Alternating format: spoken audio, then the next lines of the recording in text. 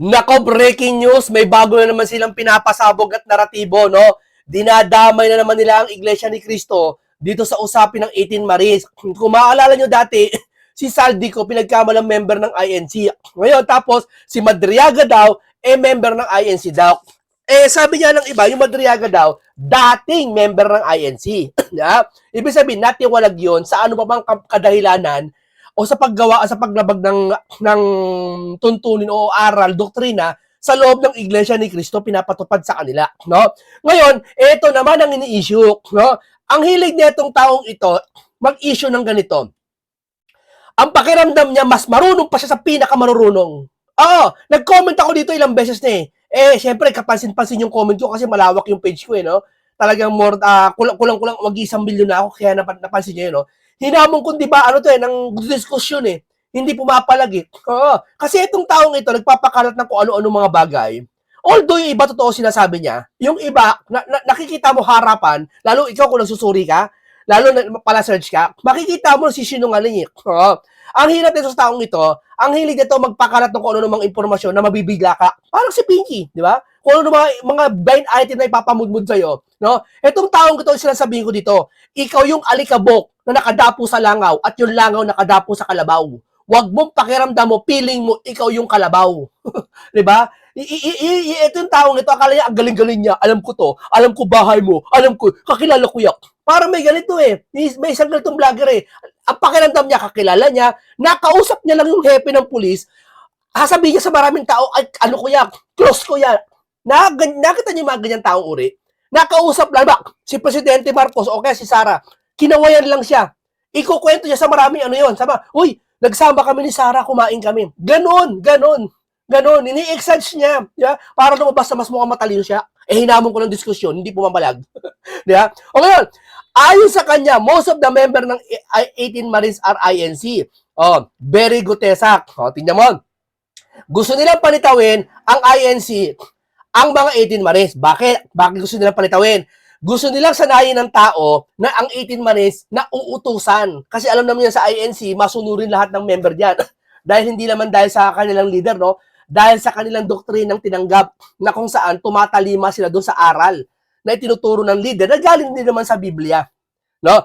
Gusto nila itong mga to, naratibo nila, i-discredit yung mga 18 Marines, tapos, kaya pala, INC naman pala at natuturuan ng kanilang ganyan-ganyan, etc. Uy, teka muna. Huwag mo mamalitan ng Iglesia ni Cristo. Ang totoo, ang Iglesia ni Cristo, pinagkakatiwalaan. Number 1, sumunod Muslim. Ewan ko kung anong relihiyon mo, hindi pagkakatiwalaan yan. Bakit yung relihiyon mo, hindi niya sawayin?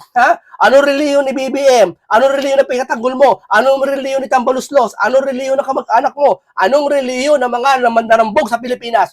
Kareliyon mo, tiyak ko, 100%. Kaya ngayon nahamon kitang diskusyon, hindi ka makapalag Di ba? Kasi diyan kita hindi ka makakapalag, sabi ko sa'yo, kahit 1 milyon kayo. Di ba? Makakasama. Ang gusto nila, naratibo nila, gusto nila ipatanggap sa tao na INC to para madaling maturuan. Para isipin ng tao, kaya naman pala lumabas siya kasi INC. Tapos, di ba natatandaan nyo, bago to, lumabas ito, ilan days before, nagsalita ang spokesperson ng Iglesia ni Cristo, gusto nilang ipaunawa to na gano'n nangyayari, na scripted lang ang lahat. Teka muna. Sige, kagatin natin sinasabi mo. Ipalagay natin Iglesia ni Cristo lahat ng member ng 18 Marines, no?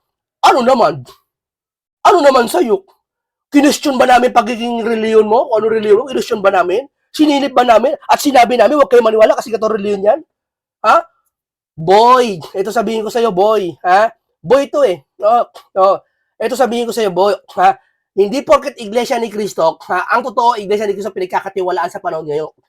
Hindi lang sa boto pinagkakatiwalaan, kundi maging sa lahat ng bagay pinagkakatiwalaan ng Iglesia ni Cristo. Bakit? Anong pasi mo sa mga trabaho? Iglesia ni Cristo ang kinukuha kadalasan. Bakit anong reliyon mo? Ay, ganito reliyon ko. Hindi tanggap.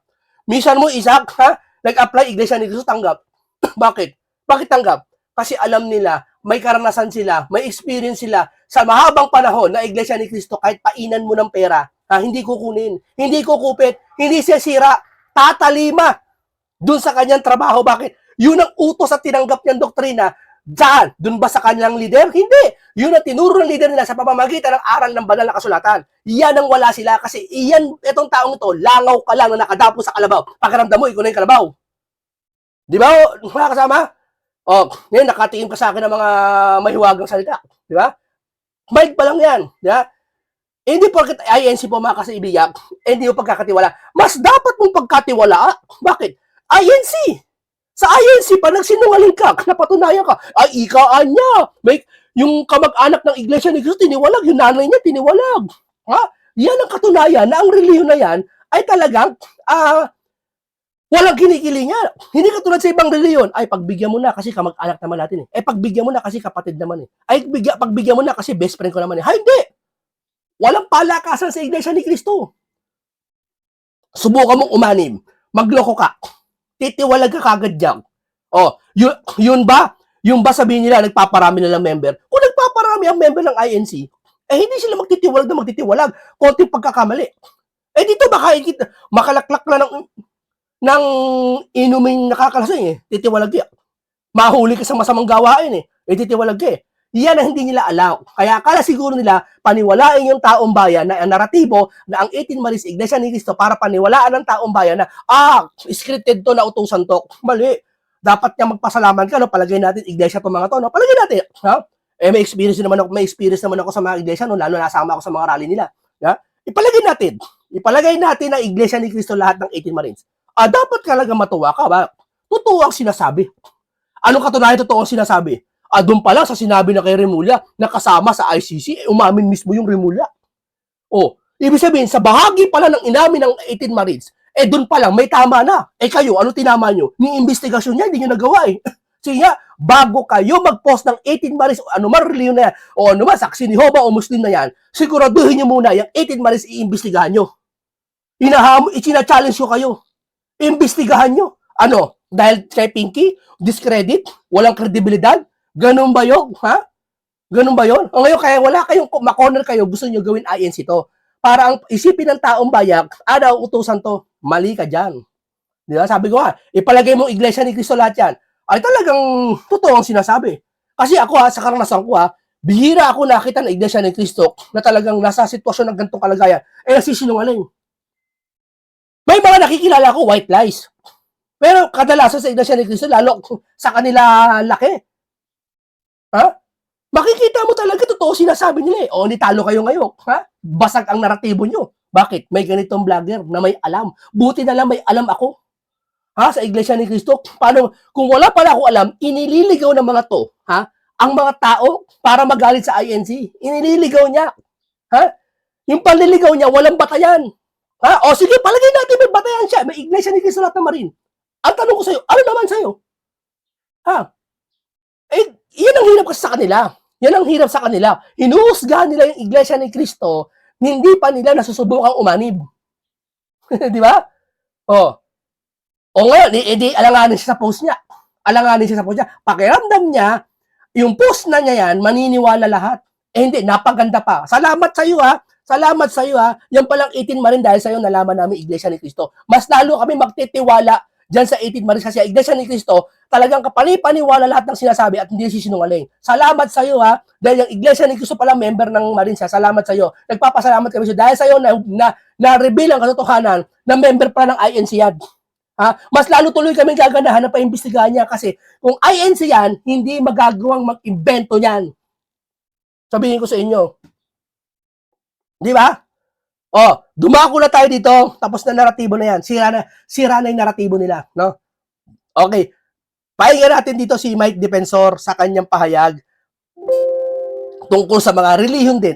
Sa mga relihiyon na magkaroon ng pagtitipon, ano ba talaga sino sasama sa rally, sino ba sasama. Pakinggan natin at sinasabi niya Mike Defensor, may pasabog siyang bago dito. At antindi ng mga pasabog nito.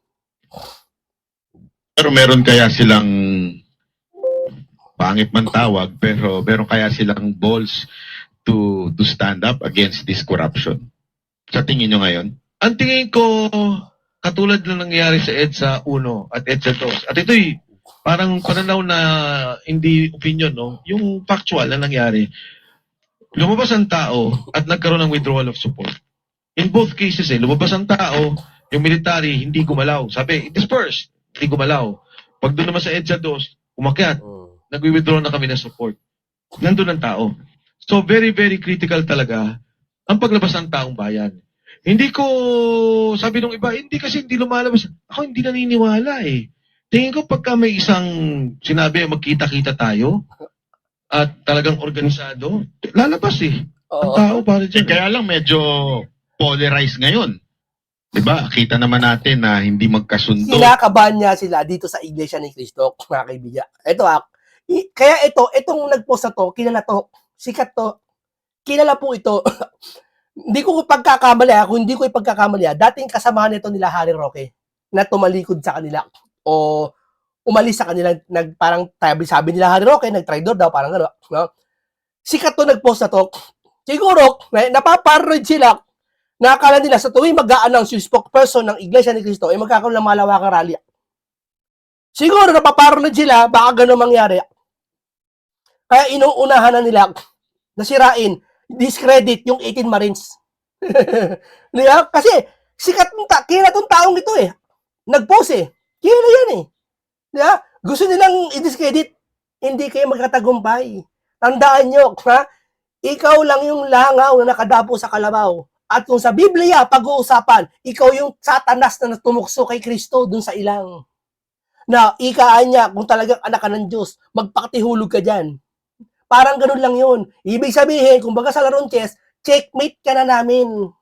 Checkmate na namin lahat yan. Mapamember man o hindi, checkmate na namin yung ganyang galawan. Lalo na pag-uusapan, DDS versus loyalista. Alam na namin yung ganyang usapan. Ang dilaw, ang mga makakaliwa, at kahit siyempre yung mga supposedly para talaga sa bayan, hindi sila united. Do you think it is possible na magkaroon ng ganun? Alam mo, yung hindi united is among the leaders. Yung leaders. Pero pag tinignan mo yung survey, malinaw. Malinaw eh. Diba? If Inday Sara is hitting 50%, again, not to be political about it, si BBM is hitting negative 50%. Galit ang tao. Galit ang tao. Maybe among the leaders. Kaya nga sinasabi ko eh, kaibigan ko rin na marami sa Tilaw. Pero sinasabi ko, alam mo, aabot ang punto, magkakaroon ng paghusga ang kasaysayan. Kasi ang stand nila, out Inday Sara, BBM stay. Yun ang hindi ko maintindihan. Ito yung madaming kalokohan eh. Ito yung malinaw, talagang open, na talagang corruption. Amongst their leaders, they have data, they have evidence na nakikita nila yung corruption kay BBM. And yet, hindi sila sumisigaw ng resign BBM.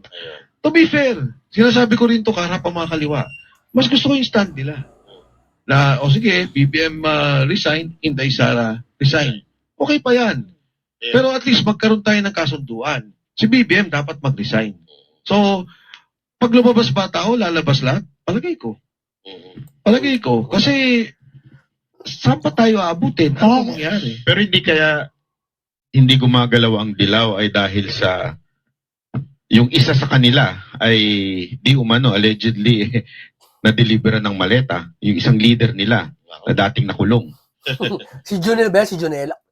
Oo, hindi lang naman siya, 'di ba? Marami pa ring iba na na-identify doon. Pero sa akin kasi bilang okay. Ingat kayo mga Gen Z, yan. Nilalasot utak nyo ng mga yak. Kasi alam nila, ang Gen Z marami. Sa 2028, yung mga 16 anyos ngayon, 18 na sa 2028. Nilalasot utak nyo niyan. Maniwala kayo. Ha? Gusto nyo lasunan ng utak. Ha? Gusto nyo lasunan ng utak. Makinig kayo sa mga magulang nyo, mga Gen Z. Ha?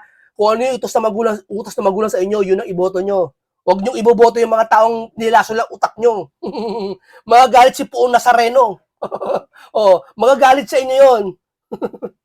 Unfair sa akin. Mga magulang, magagalit sa inyo si Puong Nazareno, ha? Magagalit sa inyo, anak nyo, iwasan nyo, ha? Ginagamit sa comment section, nakita ko puro Gen Z. Nagko-comment sa ito, sinisira nila ang Iglesia ni Cristo, ha? Kala nyo, hindi ko kayo huli? Ang tingin mo kay Inday Sara, i-equate mo sa EJK. Huwag muna tayo magdebate ng EJK. Yes. Wala mo nang debate doon. Kung tama o mali, kung ano ba nangyari doon dahil tagalin natin yun. Pero para dikit mo ang Duterte, si Inday Sara na EJK, Parang mali. Kasi si Inday Sara naging mayor ng 9 na taon. Correct. Hindi, wag mo iisipin si Sarak. Sara Duterte, EJK din niya. Sino may sabi sa'yo? Sino may sabi sa'yo? Diba? For 6 years pala. Nakita niyo naman yung performance niya eh. May ganun ba siya? May nakita ba tayong ganun sa kanya? Wala naman sinasabi na may EJK si Inday Sara ng mayor. Kasi kung titignan mo yung track record niya, yan ang tingnan ninyo. Huwag ang Pangulong Duterte na nasa dahig. O ngayon, dahil sinisiraan nyo lang, dahil ayaw nyo maging Duterte ulit ang presidente, parang masyado namang atang taliwas yun. Di ba? Walang prinsipyo yung ganong paninindigan. Tapos dahil kahit na demonyo na yung namumuno, di ba? Tanggapin na lang natin kesa ito. Dahil kalaban natin sa politika. Magnakaw ka na lang. Magnakaw na kayo na magnakaw. Basta hindi makaupo si BP Sara.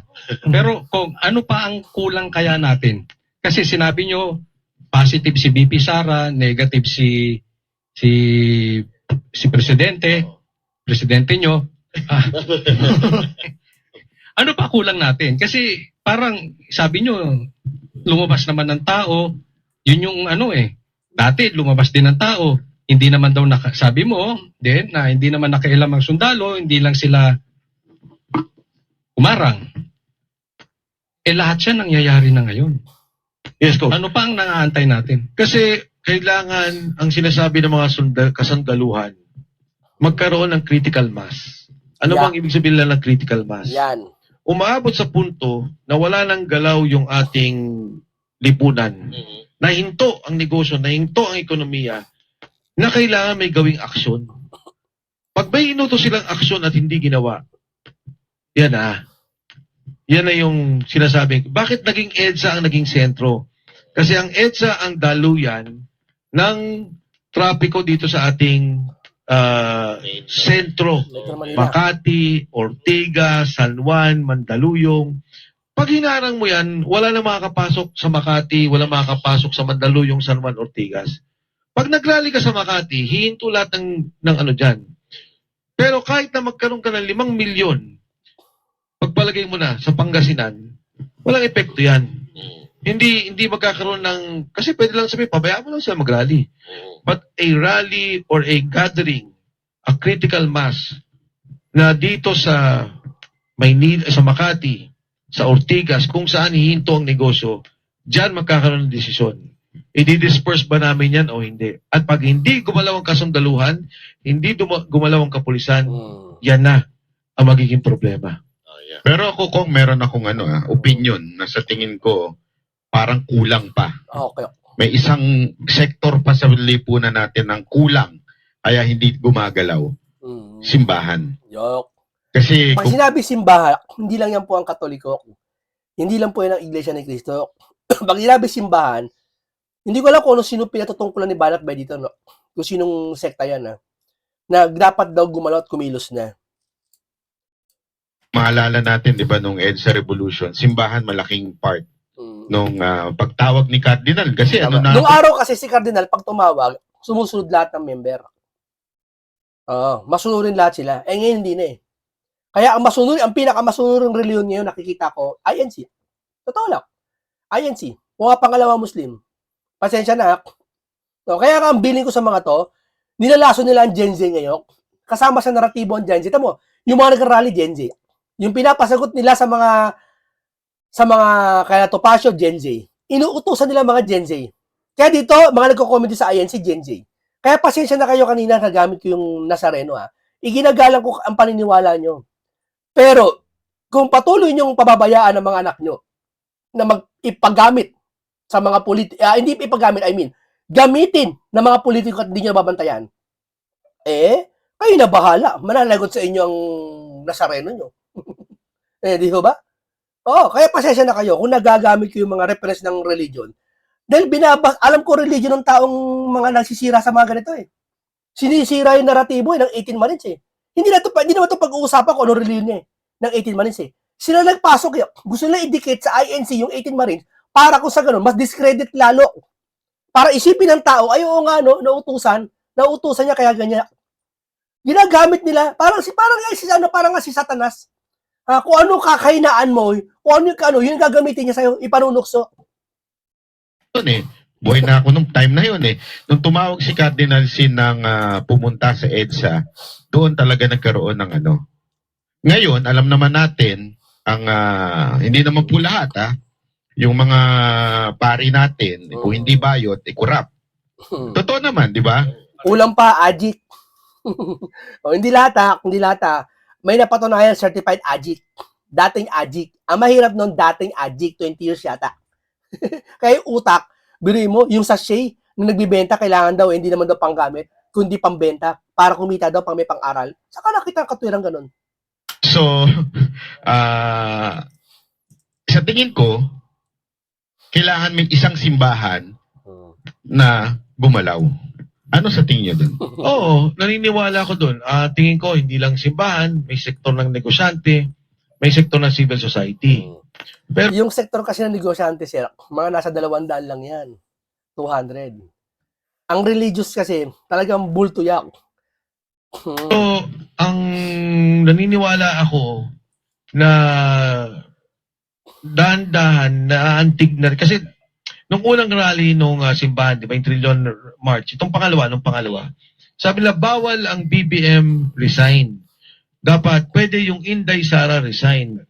Nakita ko yung mga huminto dahil marami dyan mga taga Quezon City, mga taga distrito ko. Nakita ko may mga t-shirt ng BBM resign Nandun sila.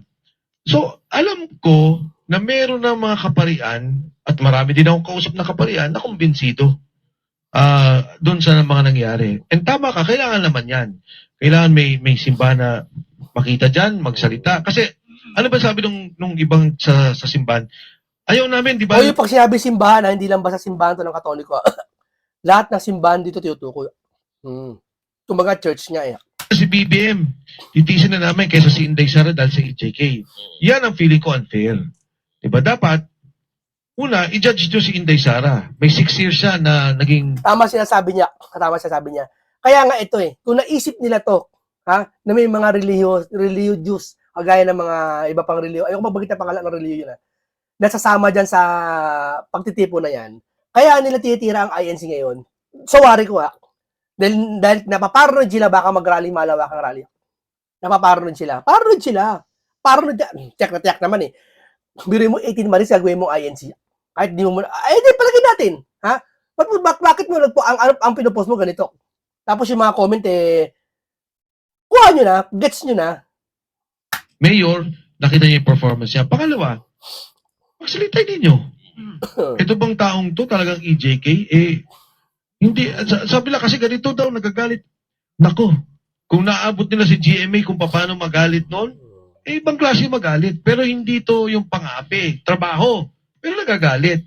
Wala namang perpektong presidente. Wala namang perpektong tao. Lahat may kainaan. Pero, ito ang nabilib ko kay Inday. Sa corruption, wala. Zero. Bakit alam ko? Daming gusto tumulong, ayaw yung tanggapin Noon pa, nung vice presidential campaign niya, wala namang tinanggapan ng pera yan Pero, ang daming bintang sa kanya. Napakaraming bintang sa kanya na eto, katulad nga halimbawa ng confidential funds. At sinasabi mo na hindi nga siya tumatanggap ng ng tulong mula sa mga malalaking tao o iba-ibang personalidad. So, ito ba ay katulad din ang pananaw mo ba ay katulad din ng pananaw ng iba na ito ay malaking pamumulitika sa kanya? Alam mo, yung 125 million, and doon sa programa nakita ko kung paano lumabas yung issue Doon ko nalinawan. Pero, yung una nilang nilabas yung 125 million, natatawa na ako. Bakit? Buksan nyo ngayon yung COA report, makikita nyo sa Google, DPWH, 100 billion unliquidated. Yes. DOH, siguro mga 60 billion unliquidated. Tingnan nyo lahat ng department. DSWD, ilang billion? Sino tingin ninyo pinaka-honest na kabinete? Assume na natin, o pinaka-walang pera na ahensya. Anong tingin ninyo ang ahensya pinaka-walang pera? Buksan nyo COA report. Unliquidated. Office of the President, ang laki ng unliquidated na funds. Nabanggit na Inday ito. Ilan ba? Billion? 4.2 ata. 4.5 Ay, yung billion. ano? Yan yung confidential niya.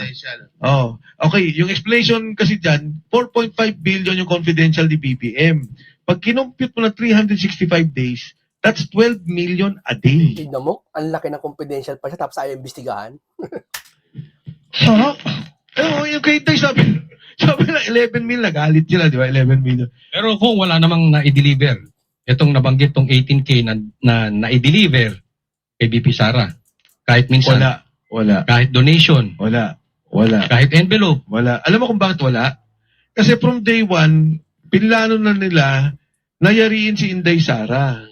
Kaya walang pondo doon kung hindi yung pondo pang-impeach kay Inday Sara, pang ganito kay Inday Sara. Yun ang nangyari.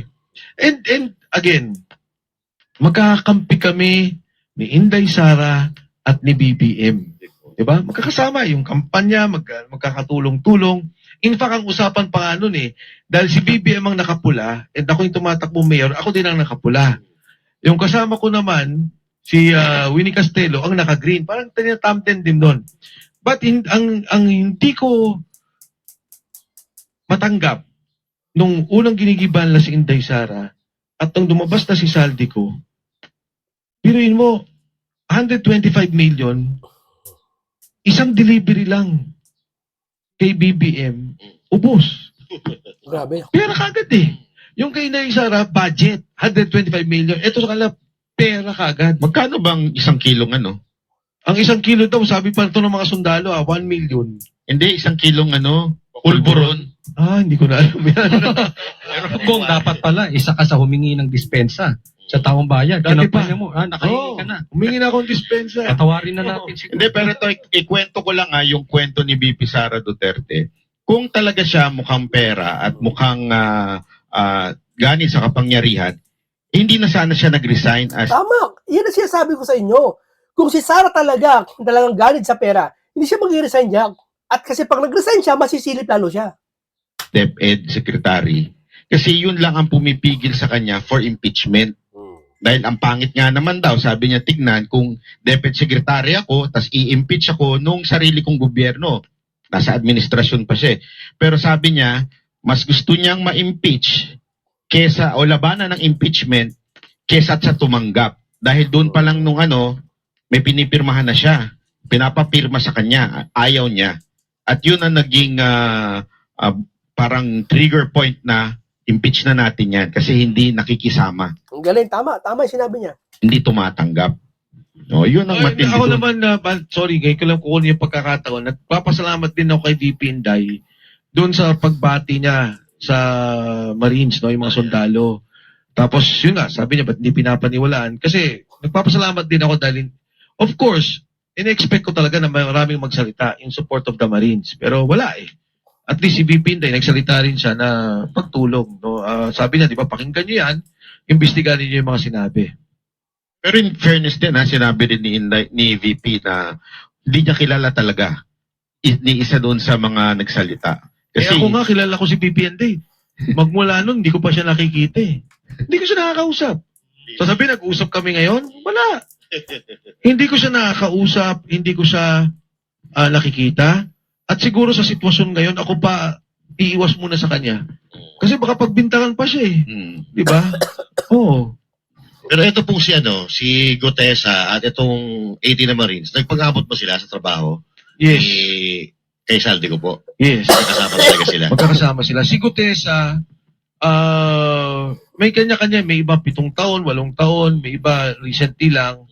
I think si Gutesa mga 2 years ata siya. May idea po kayo kung nasaan si Gotesa ngayon? Wala akong idea, pero sana, no? Kasi nung nagsalita si Saldico, bigla siyang nawala, inipit. So, yun nga, nag-appeal na ako Sinabi ko nga, napapirman nyo na. Nag-retract Sabi ni Sergeant Gutesa dun sa pinirmahan niya, ino-offeran ako ni Marcoleta at ni Defensor ng pera para sabihin yung mga sinabi ko. At pangalawa, sabi niya, walang katotohanan na nag-deliver ako kay Speaker Martin Romualdez. So, binidyo pa. So, sabi ko, okay na, nagawa nyo na pakawalan nyo na yung tao. Huwag nyo nang gipitin. Ngayon, na lumabas yung 18, hindi ko lang alam. Ang sana, dasal ko, huwag nila saktan. Kasi, Tingnan mo yan. Si Gutesa talagang pinagpaplanuhan na si Gutesa. Ngayon, 18 Maris, pagpaplanuhan na naman nila. Bagat kay Gutesa, siya yung nauna eh. Diba? Sobrang grabe yung una niyang labas. Tsaka tumugma lahat kung yung sinabi ni Gutesa, tumugma sa sinabi ni Saldico. Yung sinabi ni Saldico, tumugma sa sinabi ni Gutesa. At ngayon, tumutugma naman sa 18 Marines. Tugma lahat, pati niya kay Diskaya, tugma lahat. Ano pa ba kulang? Pinky! Ano pa ba kulang? Lumayas ka na dyan. Si Senator Dante Marcoleta ang papalit dyan. Di ba? Si Senator Marcoleta ang papalit sa'yo, Jack. Hindi mo ginagampanan yung committee na pinagkatiwala sa'yo eh. Di ba? Pinky, umalis ka na dyan. Nagmamakaawa sa taong bayan, oh. Oh. Hindi mo ginagampanan siya, sabi mo, ang committee mo ay para sa katotohanan. Alin sa para sa katotohanan siya, sabi mo, ayaw mo mag-imbestiga. Di ba? Kaya parang, masasabi mo talaga na, kaya hindi maiwasan ng taong bayan na maniniwala talaga sila sa sinasabi ng 18 Marines. Kasi halos iisa lang ang sinasabi, walang dagdag, walang bawas. Alam mo, sabi nila, di ba, nagsisinungaling at pera-pera. Ako may kausap, nag-offer. No limit. Sino No yan, limit. Ayaw ko na sabihin eh. Oh, no limit. Kung baka pwede mong pakausap kay Sir Jack. Ako nakakausap ko. Kaya ako, kasi bibili ako ng bagong mukha eh. Smile na to eh. Hindi, ganito na lang. Kung gusto mo, sumama ka na lang sa Tuesday sa kanila. Sa Okay. NBI. Pakagaling ko ng pool. Tinuluyan naman. Parang isahan lang. Pero kung kanina pa ako nakukulit ng sa una ko eh. May kumapapagod sa ulo ko. Kung ano man sinabi mo kanina na kung kompleto na yung tao sa EDSA, puno na ng tao. Pag hindi kumilos ang Army at PNA, ano sinabi mo tapos na? Ano yun? Ano yun? Para mangyari Yun din ba yung parang nakakaroon na ng martial law? Ay, hindi.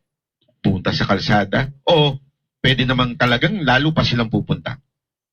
Ako tingin ko, kasi di ba, siguro nakikita na naman ng lahat through social media, through lahat, na may gera talaga. At tingin ko naman nababasa nila talaga apektado lahat. Kaya nga nararamdaman nila magkakaroon ng rally. Pero hindi, ang iglesia kasi pag mag-rally, mag-a-announce yan. Kaya itong mga to, sinisira ng 18 Maris, tapos dinadawit pa ang iglesia ni Cristo.